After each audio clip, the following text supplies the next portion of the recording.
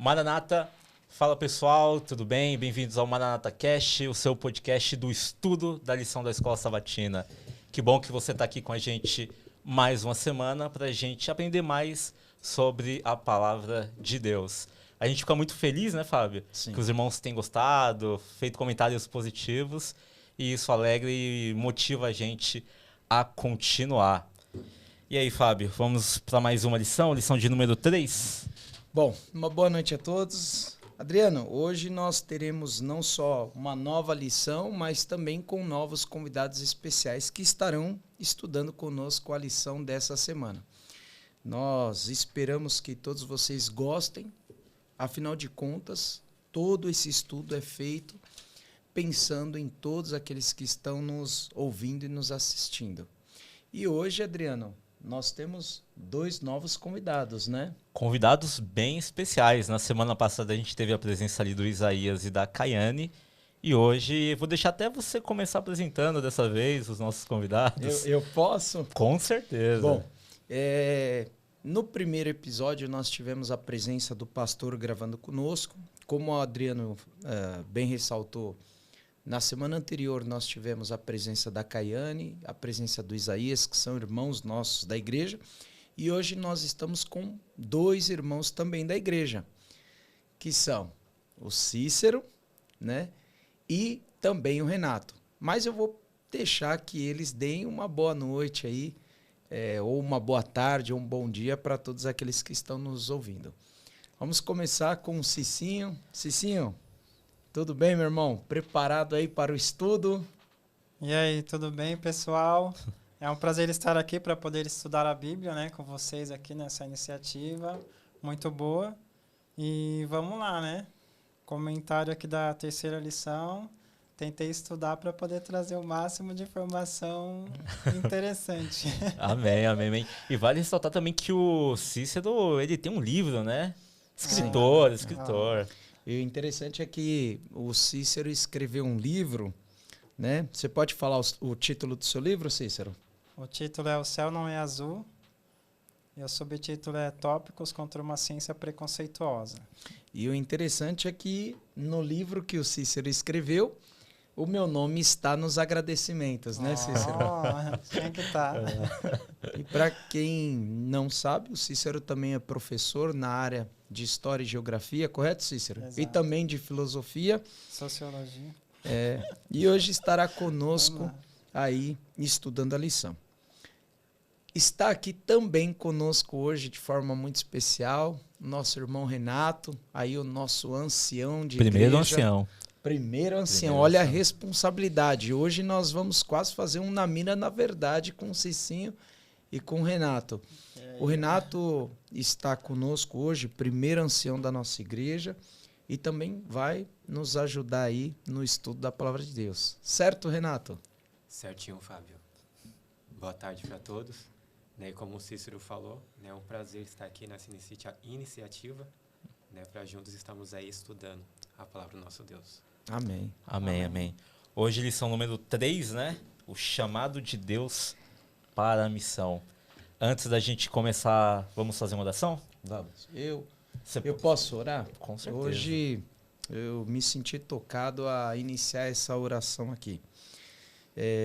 Todas as vezes, para as pessoas que estão nos vendo, todas as vezes nós iniciamos o estudo da Bíblia com oração, tendo em mente que o estudo ele é necessário uma orientação, e nesse sentido a orientação do Espírito de Deus. Então, por esse motivo, é um hábito constante nosso de iniciar o nosso estudo por meio da oração. Então, convido a todos que estão conosco também a orarem, tá bom?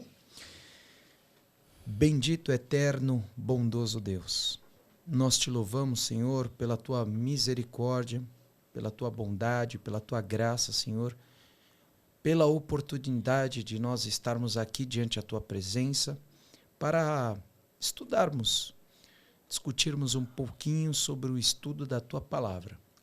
Rogamos, em nome do Senhor Jesus, a orientação do Espírito Santo em relação a este estudo, para que a compreensão, a clareza em relação ao assunto que será tratado, seja não só nossa que estamos aqui, mas de todos aqueles que estão nos ouvindo neste momento. Obrigado por tudo. Em nome do Senhor Jesus te agradecemos. Amém. Amém. Amém, amém. Fábio, nas últimas lições você trouxe algo que para mim foi importante, sabe? Como uma forma de iniciar ali o estudo de sábado, fazendo ali uma análise ali entre título, imagem e texto.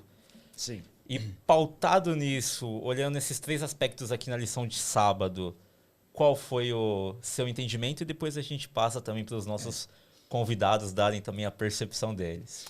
Quem me conhece sabe que é um hábito que eu tenho, inclusive até mesmo na igreja, de sempre tentar fazer essa relação entre o título, o verso para memorizar e a ilustração. Por um motivo bem simples. Todos eles, de uma certa forma, eles se relacionam, né, e nos ajudam a compreender melhor o aspecto geral da lição, né? Como eu sempre venho dizendo, a ilustração ela é sempre algo de suma importância nesse processo mais geral de compreensão da lição. E a lição, ela vem com um título e um verso extremamente interessante, né? Qual que é o título? O título é O Chamado de Deus para a Missão. E o verso para memorizar está em Atos capítulo 1, versículo 8, diz assim: Mas vocês receberão poder ao descer sobre vocês o Espírito Santo, e serão minhas testemunhas tanto em Jerusalém como em toda a Judéia e Samaria e até os confins da terra. Então, nesse sentido, nós percebemos o quê? Que o chamado de Deus, a missão, é para a pregação do Evangelho, né? Mas olha, Adriano, eu estava conversando com o Cícero, né? E inclusive com você nos bastidores, e eu escutei uma leitura, uma interpretação da imagem que me chamou a atenção.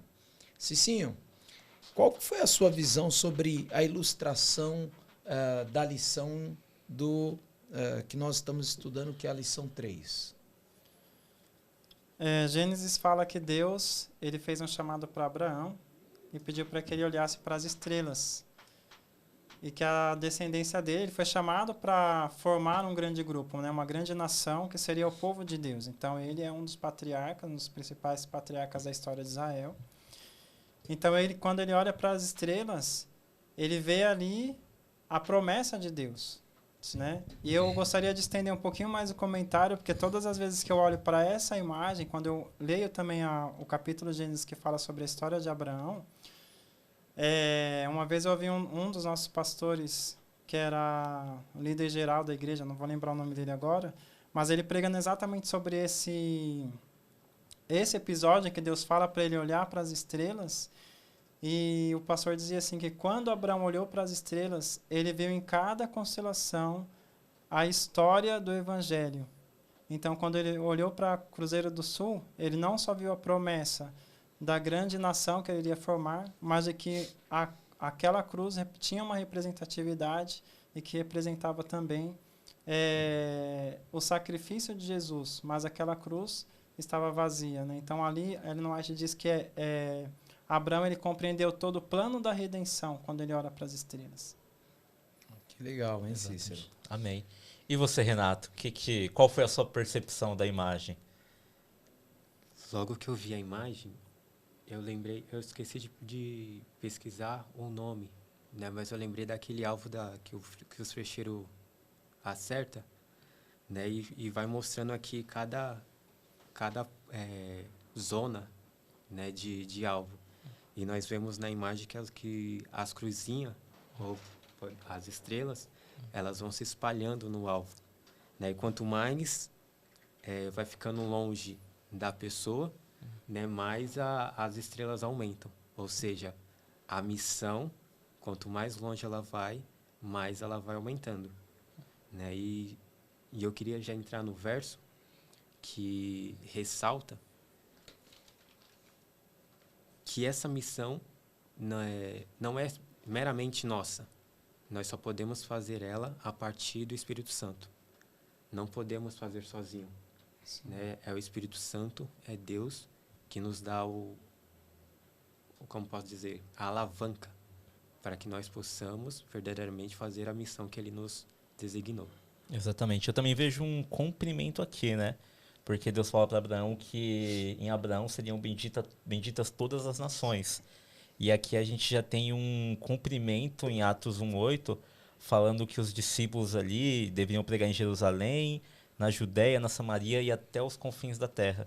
Então a gente vê essa promessa ela se estendendo para aquilo que Deus tinha prometido para Abraão muito tempo antes. Muito tempo antes. Verdade. Então também foi a minha leitura.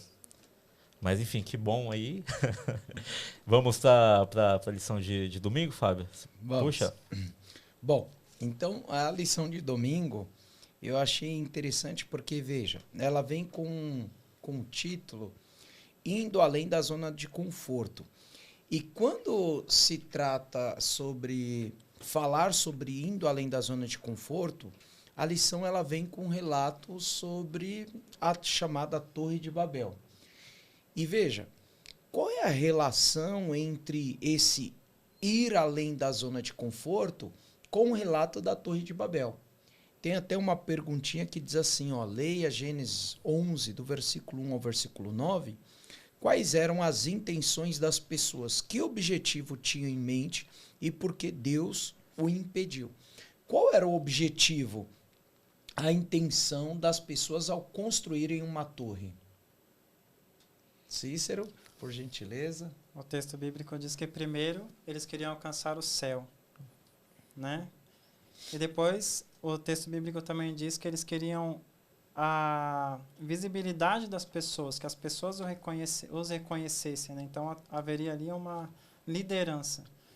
E nós podemos tirar isso como uma lição espiritual. Eles queriam se colocar no lugar de Deus, né? Porque toda a atenção deve ser voltada para Deus. E ali aquelas pessoas que estavam construindo tinham o objetivo de fazer com que a promessa de Deus não se cumprisse, porque Deus pediu para que a humanidade se espalhasse pelo mundo, crescesse, e eles queriam ficar em um único lugar ali. Então construíram aquela torre para que a promessa de Deus não se cumprisse.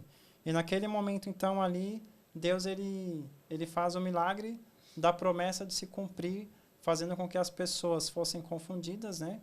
Com a criação de várias línguas, vários dialetos, várias línguas, as pessoas acabaram cada um se dispersando para um lugar do planeta. Exatamente. Né? E a gente vê até no início aqui do texto, do relato, que eles falam, vamos tornar célebres os nossos nomes, né? Exato. Então era ali meio que uma construção egoísta, pensando meramente ali no status.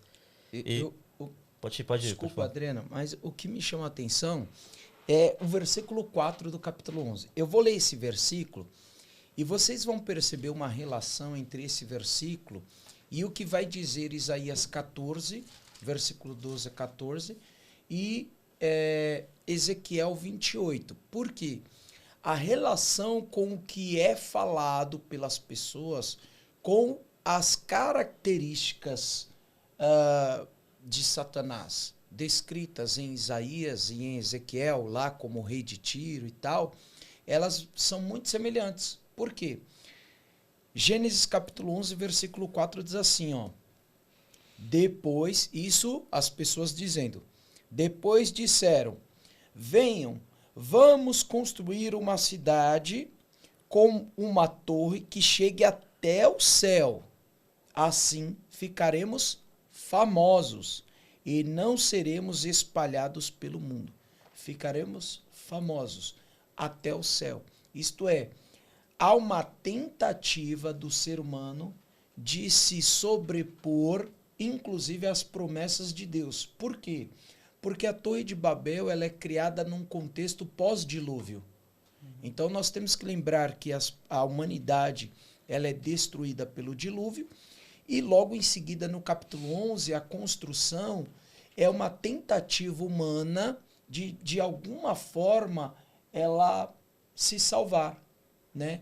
Isto é uma ação de independência da humanidade em relação a Deus. Porque agora os seres humanos passam a confiar em si, né? E não mais em Deus. Exatamente. Eles eles pecam contra Deus em dois aspectos, né? Porque em Adão, Deus fala para Adão se multiplicar, encher a terra e multiplicar. Né? Logo aqui, como o Fábio falou, no dilúvio, eles se ajuntaram em um canto só, né? Já tirando o primeiro foco de Deus, que era que a terra se multiplicasse. E depois, que nem o Fábio falou, eles fizeram a torre para contrariar Deus. Deus prometeu que não destruiria a terra com água, mas com água eles falaram, não, vamos construir a torre aqui, porque se vir a água, nós sobe a torre e fica lá. Não confiaram em Deus, Não né? confiaram. Não confiaram em Deus. Interessante, né? O que eu acho muito interessante aqui é que uma coisa que parece tão natural no ser humano é a desconfiança, né? Para nós, hoje, nós olhamos assim, parece algo muito natural no ser humano, Sim. mas não é. Essa é uma consequência do pecado. Cícero, Porque, eu vou só fazer um adendo no que você falou que eu achei muito interessante. Será que no tempo presente essa desconfiança ela não está camuflada pela nossa sensação de que nós podemos gerar uma segurança alternativa, digamos assim? Porque o que eles tentaram era trazer uma sensação de segurança, né, em detrimento à segurança proporcionada por Deus. E como é que eles fazem isso? Eles criam uma torre. Quais são as torres atuais que nós criamos como alternativas a uma confiança nas promessas de Deus, né? Não, Exato. exatamente. E é muito fácil para o ser humano encontrar essas alternativas. A gente pode encontrar num emprego, principalmente quando você é bem assalariado. Então parece que confiar em Deus é indiferente. Você confia que está caindo ali todo mês um dinheiro na sua conta. Então você coloca o dinheiro como o seu Deus, o objeto a ser adorado, o objeto a ser confiado. Pode ser num relacionamento também. Então a gente vai buscando essas alternativas para substituir Deus, para não precisar mais confiar naquilo que Deus está falando ou naquilo que Deus pede também. Interessante. Bom, na segunda-feira, seja uma bênção ao mundo inteiro. Esse seja uma bênção ao mundo inteiro está relacionado à promessa feita a Abraão, né? Ou a instrução, o chamado feito a Abraão. Eu gostaria aí de pedir ao Renato aí, Renato, por gentileza aí, nos esclareça qual foi o chamado de Deus a Abraão.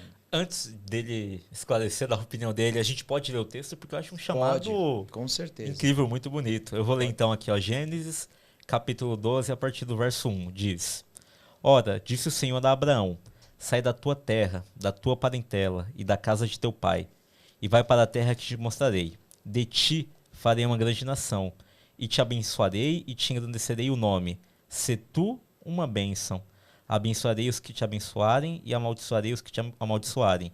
Em ti serão benditas todas as famílias da terra. Amém. Abrão, né? Por enquanto ele é Abrão, né? Uhum. Só depois que ele ganha a promessa e vira Abraão. Eu sempre, em algumas pregações que eu já fiz, né, sempre coloquei em mente essa parte. Deus sempre, em toda a parte da história, ele tem os seus escolhidos.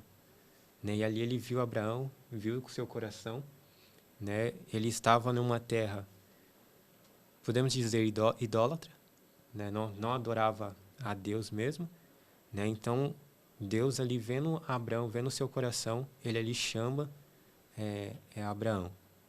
Então, pelo comportamento de Abraão, pela sua característica, né? Deus o escolhe, né? E nós vemos aí Abraão sem sombra de dúvida. Ele obedece, né? Aquela voz que ele tinha ouvido pela primeira vez, né? Ele reconheceu que era Deus, verdadeiro Deus, e ali, sem sombra de dúvida, ele pega as suas coisas, do mesmo jeito que Deus falou, ele vai e se retira da cidade. E sai seguindo a Deus, sem sombra de dúvida. Interessante. olha que é interessante que a promessa, o chamado de Abraão, na verdade, ele serve para nós à medida em que nós entendemos que esse chamado que foi feito a Abraão, ele é feito constantemente a cada um de nós, né? No sentido de sairmos de determinadas zonas de conforto, assim como Abraão saiu. Abraão tinha todas as condições necessárias para continuar a sua vida no meio da sua parentela, mas Deus chamou Abraão porque tinha algo muito maior para Abraão. E nesse sentido, Deus também nos convida e nos chama a cada dia, a cada momento, porque Ele também tem algo muito maior para fazer por meio de nós, né? E eu acho interessante que a lição ela cita também a questão da aliança, né? E aí eu vou trazer aqui para o Cicinho, porque veja, Deus fala sobre a sua aliança, mas Deus também fala sobre uma promessa. Qual a relação entre a aliança e a promessa, Cícero? O que a Bíblia vem falando aí em textos como Gênesis 3,15, Mateus 1,21? Tem tudo a ver, né? A aliança e a promessa. A aliança é o símbolo da promessa, né? E a aliança, ela representa um pacto que Deus estava fazendo com o povo de Israel. A lição, ela fala aqui, ó, vou ler uma parte do comentário que diz assim, ó: era parte do plano divino usar o patriarca como um vínculo para cumprir os seus propósitos na terra. Então, eu acho muito interessante assim, Deus ele tem um pacto com a humanidade, e nós somos escolhidos e fomos chamados, assim como Abraão, nós somos descendência de Abraão, e Abraão foi o primeiro chamado, né, um dos primeiros chamados, e nós também recebemos o mesmo pacto do chamado para podermos pregar essa mensagem ao mundo. E Abraão ele foi o pai da fé, né?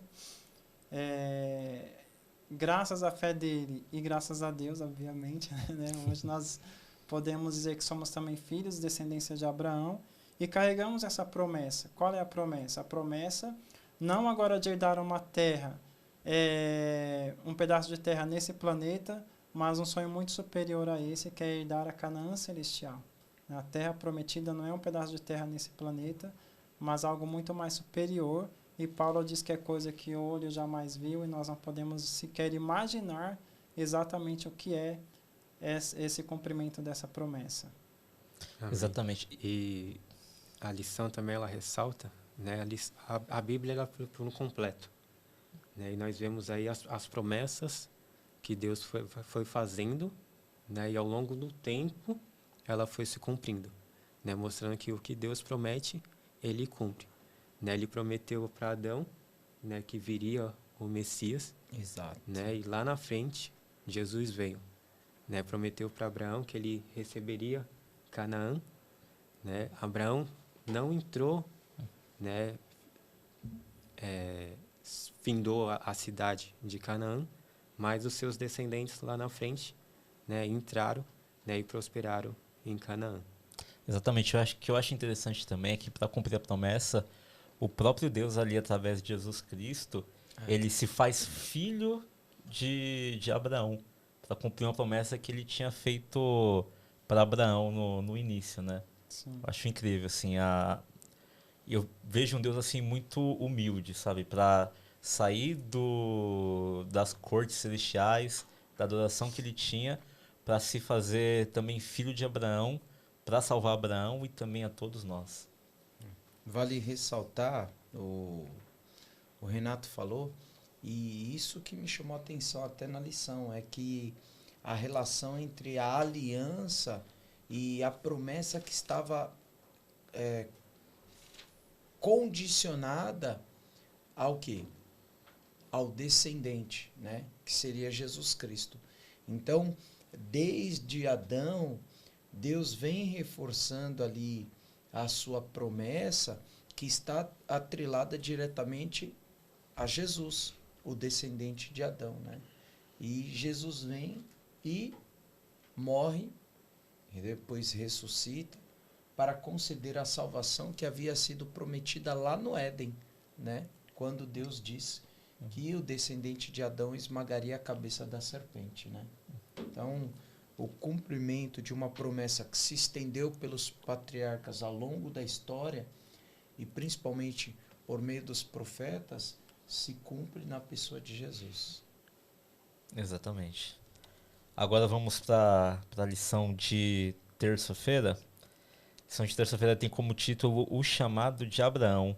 Mas mesmo Abraão, ele sendo o pai da fé, ele não deixou também de escorregar, né? Não confiar muitas vezes em Deus. E a lição de terça-feira ela vai falar sobre Abraão no Egito, né? Onde ele aceita o chamado de Deus, mas para onde ele ia havia fome. E Abraão ele não estava sozinho, né? Com Sara, ele estava com a comitiva, eram centenas de pessoas. E ali ele vê o Egito, ele vai até o Egito, mas ele fala para Sara falar que era a irmã dele, né? Para que ele não fosse morto. O que vocês acham desse pedaço da história de Abraão? Olha,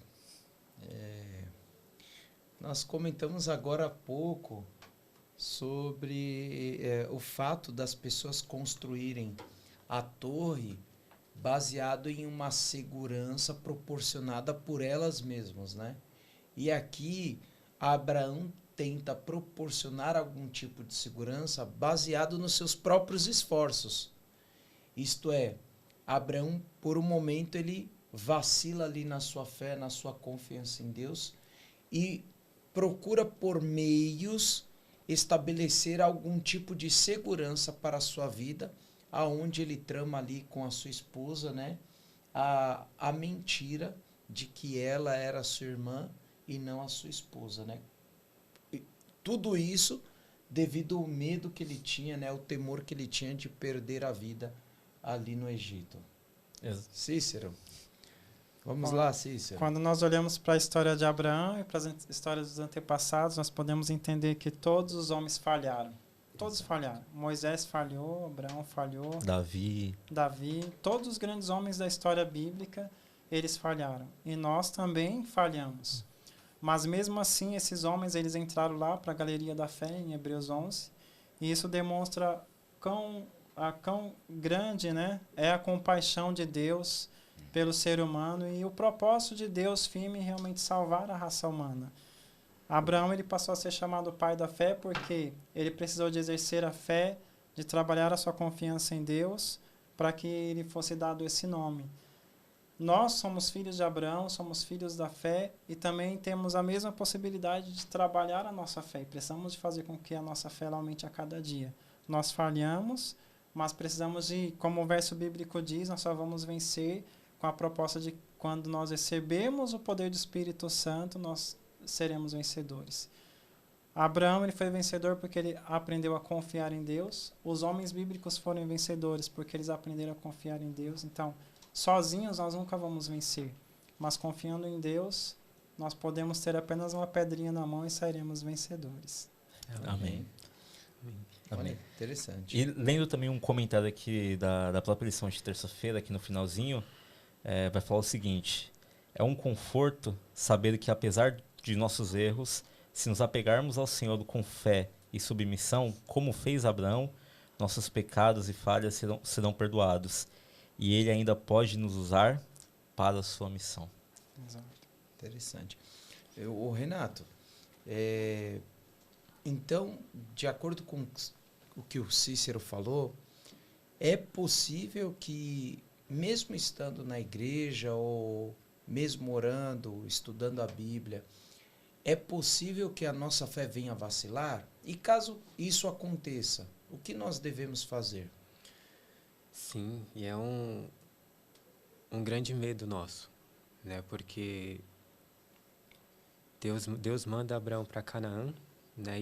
E Abraão, por sua vontade, né? Ele passa ali por fome, ele vê ali as coisas acontecendo, ele meio que esquece de Deus, né? E olha para o vizinho, vê que está verde, ele desce para o vizinho, né? Para o Egito, por sua livre e espontânea vontade.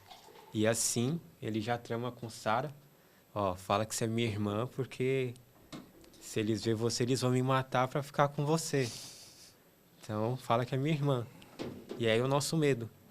Quando nós cometemos um pecado, ele não nos atinge somente a nós, não prejudica somente a pessoa. Ela começa se lastrando para os seus descendentes, para a sua família, né? E no caso de Abraão, até para Faraó, né? Antes, senão, que se Deus não tivesse mandado ali o sonho para Faraó, avisado ele teria cometido adultério, coabitado com Sara, né? Então, por mais que nós somos cristãos, né, nós caímos em falha. Não é porque somos cristãos que deixamos de ser humano, né? Até Cristo voltar e nos transformar, né, teremos aí uma longa caminhada, né? Então, como o Cícero falou, né, por mais que erramos, né, temos a certeza, temos advogado, né, nosso Senhor Jesus Cristo, que nos perdoa, né, e assim nós redimimos, né, pedimos perdão, somos redimidos, e assim como continuamos a caminhada. Exato, acho que o nosso maior erro é achar que Jesus ele não pode perdoar a gente do nosso erro, né? E é uma estratégia do inimigo, de Satanás mesmo, de colocar na nossa cabeça de que a gente foi muito longe, que não tem como mais voltar, como você vai fazer agora, tipo, trabalhos na igreja, como é que você vai falar de Jesus para outra pessoa se você pecou? Então, ele fica pressionando, colocando aquilo na nossa cabeça, e a gente, muitas vezes, ao invés de correr para os braços de Jesus, a gente tem um movimento inverso, né? Que é correr de vergonha, né? Como fez Adão e Eva. Não, mas agora, sendo cristão, né, que começa a dificuldade, porque agora nós temos duas naturezas, né? A carnal e a espiritual, né? E nós ali fica em conflito entre as duas. Mas se pecamos, nós temos Cristo para nos perdoar, né? Não é algo que Deus fala, não, você pecou e vou te dar castigo. Não, Deus nos perdoa, né? E assim nós podemos continuar. Lembrar que sem fé é impossível agradar a Deus. Exatamente. Verdade. Na lição de quarta-feira, tem como título a lição A Igreja Primitiva e as Zonas de Conforto. E aí a lição, ela propõe a pergunta número 5 a partir de um relato de Atos que está no capítulo 8, do versículo 1 ao versículo 4, que fala especificamente sobre um fato. Eu vou pedir a licença aqui para ler com vocês, e as pessoas que estão em casa aí também podem nos acompanhar, porque Atos capítulo 8 conta um episódio marcante para a igreja, né? Atos capítulo 8, a partir do versículo 1, diz assim: E Saulo concordou inteiramente com a morte de Estevão. Uma grande onda de perseguição começou naquele dia e varreu a igreja de Jerusalém. Todos eles, com exceção dos apóstolos, foram dispersos pelas regiões da Judéia e de Samaria. Alguns homens devotos vieram e com grande tristeza sepultaram Estevão. Saulo, porém, procurava destruir a igreja. Ia de casa em casa, arrastava para fora homens e mulheres e os lançava na prisão. O versículo 4. Os que haviam sido dispersos, porém, anunciavam as boas novas a respeito de Jesus por onde quer que fossem. Cícero, qual é a relação entre a zona de conforto e esse relato que está descrito no capítulo 8? Como é que nós podemos entender essa zona de conforto, a perseguição, né, proposta ali pelo texto à igreja primitiva e a pregação do evangelho ou a missão? Muitas vezes nós mesmos caímos na zona de conforto, né? E aqui a zona de conforto que está se referindo é a zona a qual havia caído os próprios discípulos, né? A igreja primitiva apostólica judaica. Então ali os discípulos talvez haviam se esquecido da promessa de Jesus, de que o Espírito Santo recairia sobre eles e eles iriam pregar o evangelho depois de pregar em Jerusalém, em Samaria e depois a todo mundo, né? A promessa de Deus recaiu ali sobre os discípulos, e aqui nós temos o relato da primeira perseguição a igreja apostólica, né? A partir desse momento, nós podemos até traçar um paralelo entre essa história e a história do início aqui do nosso estudo da Torre de Babel, né? Porque ali as pessoas elas estavam querendo apenas se ajuntar, encontrar uma zona de conforto, um lugar para estar em paz, descansar, ficar juntos, mas não era o propósito de Deus. O propósito de Deus era que as pessoas se espalhassem.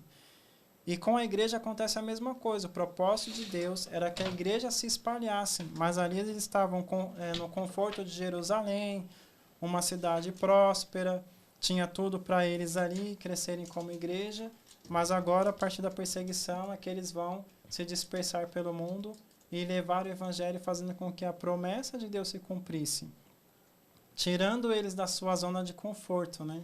Tirando eles daquele estado de mornidão espiritual que eles estavam recaindo ali como igreja. Hoje nós temos também a nossa zona de conforto e Deus ele tem nos chamado para que nós saiamos da nossa zona de conforto. Assim como ele chamou Abraão para que saísse da zona de conforto dele, que era a terra onde ele morava, junto com os pais dele, com a família dele, e Deus chamou ele para ir para uma terra desconhecida, né? Deus ele também ele nos chama para sair dessa zona de conforto, confiarmos na sua promessa e confiarmos verdadeiramente, porque Abraão ele não sabia onde ele ia pisar, ele teve que confiar plenamente em Deus. Nós não sabemos o terreno em que nós vamos pisar, precisamos de confiar plenamente em Deus. Interessante.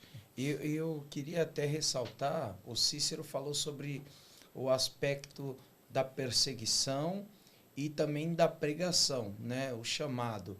Mas a lição também pontua um fato importante, que é o seguinte: a igreja, no primeiro momento, a igreja dos discípulos, ela está muito vinculada aos judeus, a pregação para os judeus.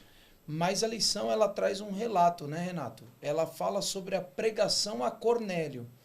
E qual a importância desse relato, da lição, para a pregação do evangelho? Qual é a relação da história do Cornélio com a pregação do evangelho? Exatamente. E qual que é o significado também desse sonho? Porque a gente vê também por aí que falam muito sobre a questão da alimentação, que a partir disso você pode comer tudo, mas é a interpretação correta para esse texto também ou não? Tem outra? Uau, não era pro Cícero?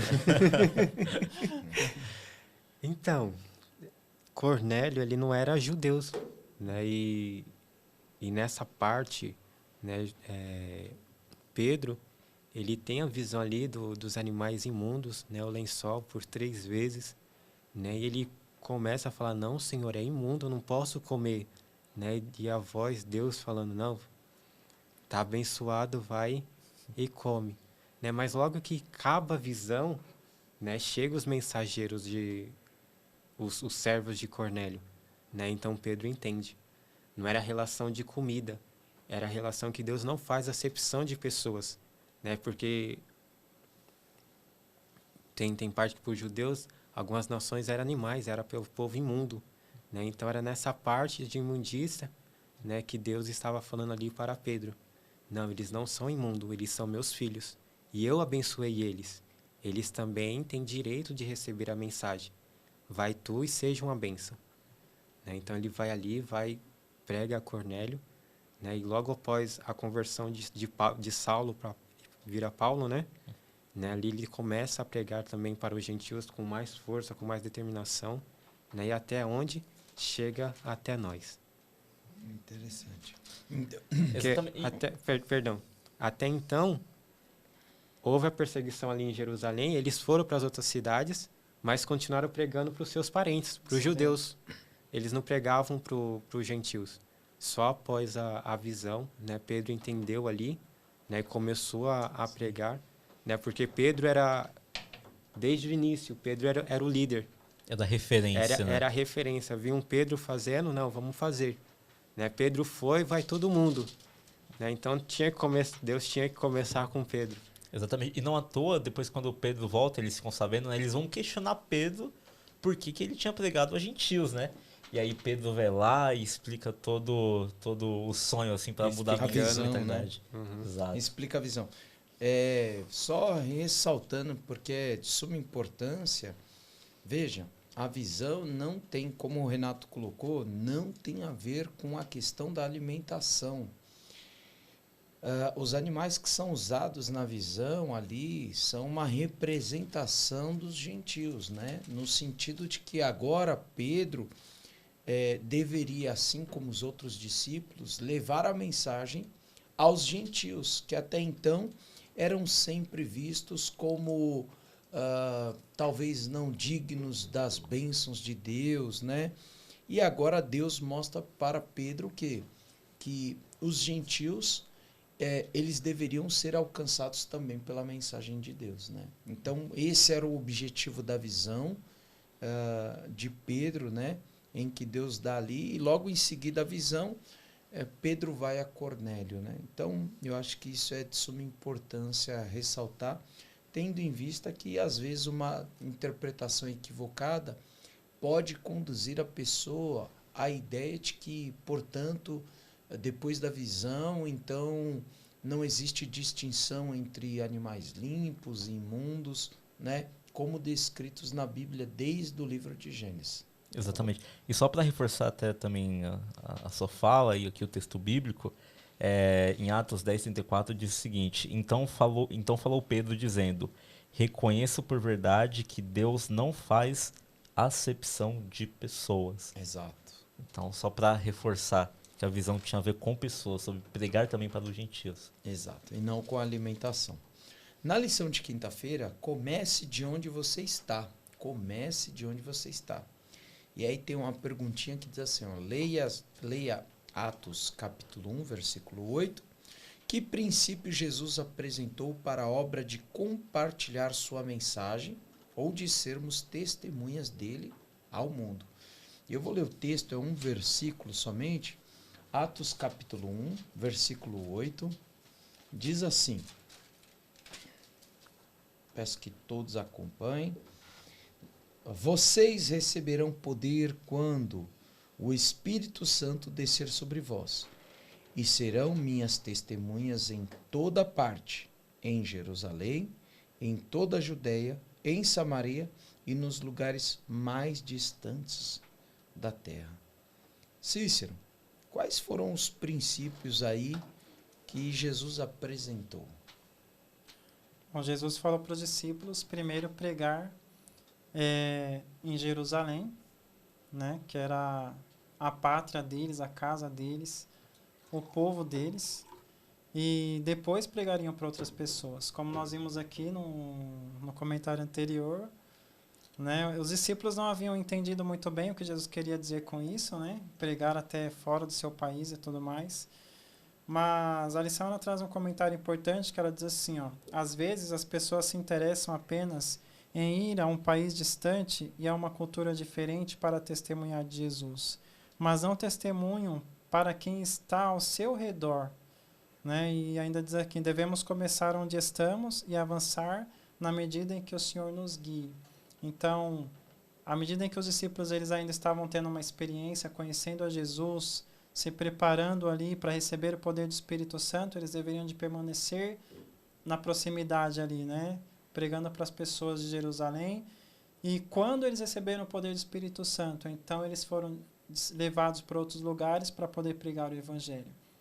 Trazendo para a nossa vida hoje, deve acontecer a mesma coisa. Nós precisamos de buscar o Espírito Santo, aprender, estudar, levar para as pessoas que estão na nossa proximidade e quando houver a oportunidade, quando houver um chamado, levar essa mensagem para aonde Deus mandar.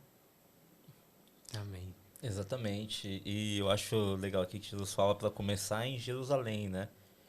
E trazendo para o nosso contexto, poxa, se a gente não sabe onde começar, a gente tem que começar em casa. E quem prega em casa, prega em qualquer lugar. Exato. Assim, qualquer lugar mesmo. Porque se quem está em casa conhece ali os nossos defeitos, sabe do nosso dia a dia e tem a gente como uma referência espiritual, a gente vai ser usado em qualquer lugar, a gente vai saber o que falar para qualquer pessoa. Então a gente tem que começar em casa. Uma coisa que eu gostaria de salientar aqui é, antes de nos preocuparmos em pregar o Evangelho ao mundo, devemos prestar bem atenção no que nós queremos pregar aos outros e aplicar à nossa vida. Porque não haverá sentido a gente querer que as pessoas sigam a verdade se nós não formos exemplos. Os discípulos andaram com Jesus, aprenderam, precisaram de se tornar exemplares para depois levar o evangelho ao mundo. Assim deve ser com a gente também. O brilho tem que ser diferente, né? É. As pessoas têm que notar. Bom, interessante, né?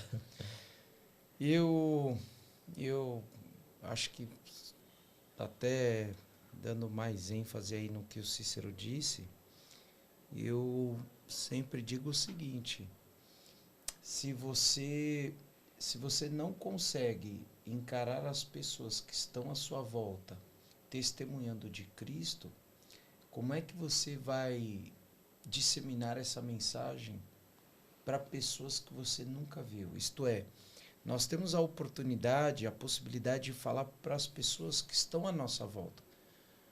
Familiares, vizinhos, amigos. E se nós não conseguimos falar com essas pessoas que estão à nossa volta, quanto mais falar com pessoas que nós nunca vimos na vida, né? Então, eu acho que é importante também a questão do desejo de salvação, né?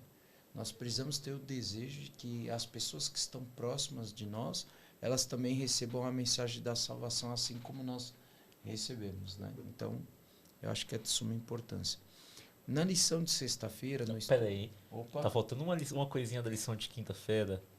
Ah, é verdade. Exato. Verdade. Já havia esquecido, hein? Exato, é o... Ainda bem que você lembrou. Não, que isso, Fábio. É o desafio e o desafia-se. A gente falar de missão, estudar verdade. durante um trimestre e não colocar em prática é meio que em vão, né? Eu que achei legal que toda quinta-feira a lição ela vai propor 2 desafios. Sim. E aí você quer falar um pouco sobre eles, Fábio? Olha, é verdade, já ia esquecendo. O desafio proposto na semana é: identifique e faça uma lista de grupos de pessoas com necessidades especiais em sua comunidade, os quais a igreja não fez esforços para alcançar. E o desafie-se: comece a orar por uma oportunidade no futuro próximo de se envolver na missão em favor de pessoas com necessidades especiais. Ousado, né? E aqui eu fiz até uma pequena lista aqui na lição de quinta. Eu coloquei alguns grupos aqui, por exemplo, cadeirante, morador de rua, autistas, pessoas ali com deficiência, crianças também, né? A gente vê nos nossos bairros, principalmente nas comunidades, que tem muita criança que cresce ali sem muita orientação. E é um público, às vezes, que a igreja acaba não trabalhando, principalmente quando não se tem um clube de desbravadores, aventureiros. Então a gente pode olhar para essas pessoas e começar a orar para Deus usar também a gente na missão, em salvá-las também. Então fica aí o desafio e desafia-se, né? E lembrando que quem cumprir esses desafios também vai ganhar a lição ali da Escola Sabatina e uma camiseta ali do Ministério Jovem lá, a do ano, a modo on. Então você que cumprir e mandar lá nas nossas redes sociais, lá no nosso Instagram, @maranatacast7, vai estar concorrendo. Beleza? Eu gostaria de ler um trecho do estudo adicional da sexta-feira que diz assim, um trecho do livro Atos dos Apóstolos, né? Diz assim: antes de subir ao céu, Cristo deu aos discípulos uma missão. Disse-lhes que deviam ser os executores do testamento, pelo qual ele legava ao mundo os tesouros da vida eterna.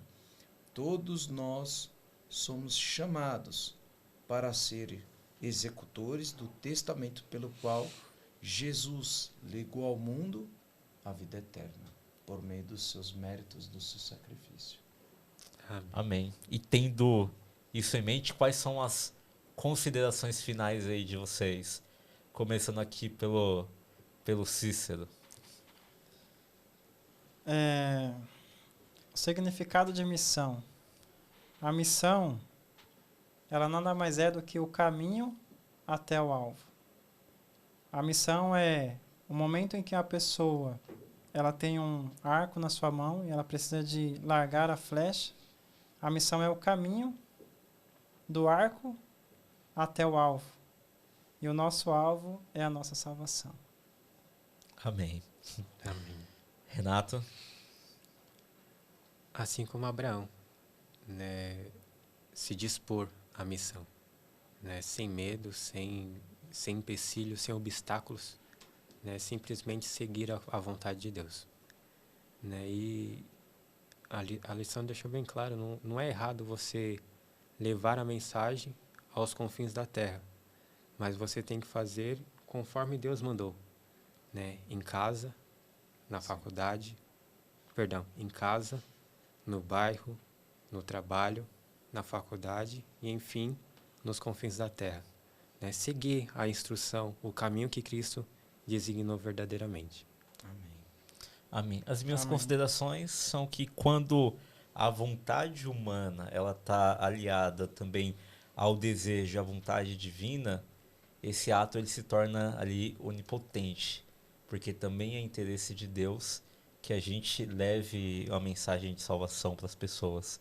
Então, é o meu e o seu dever também pregar, anunciar que Jesus logo vem. Fábio? Bom, agradecer a essa lição maravilhosa, porque ela nos faz refletir como o nosso chamado ele acontece, assim como o de Abraão, com o objetivo de levar a mensagem de salvação a todas as pessoas. A salvação que chegou a nós por meio de pessoas, mensagens, é a mesma mensagem que hoje nós pregamos para a salvação de todos aqueles que nós queremos o bem. Amém. Amém. E é isso, chegamos ao fim de mais uma lição. A gente quer agradecer vocês que ficaram aqui até o final com a gente. Espero que a gente tenha aprendido junto, né? A gente que aprendeu bastante. Espero que vocês também tenham aprendido e gostado também do nosso estudo dessa semana. A gente volta na semana que vem, contamos aí com a presença também de vocês. Amém. Maranata, O Senhor o Senhor logo logo vem.